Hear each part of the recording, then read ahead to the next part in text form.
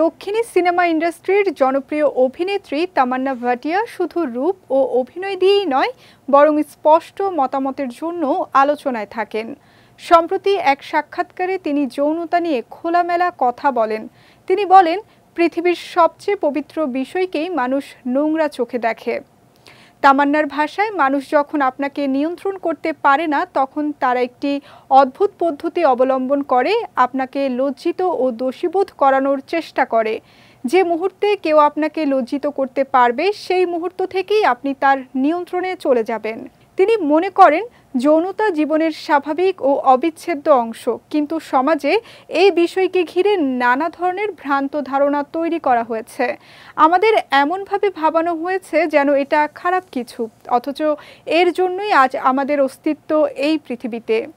2024 সালে আজ কি রাত গানের নাচ দিয়ে তামান্না ভাটিয়া ভক্তদের মাঝে ঝড় তুলেছিলেন।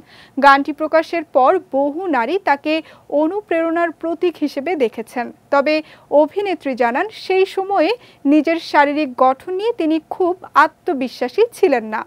তবুও তার কাজ ও সাহসী উপস্থিতি দর্শকদের মন জয় করেছে।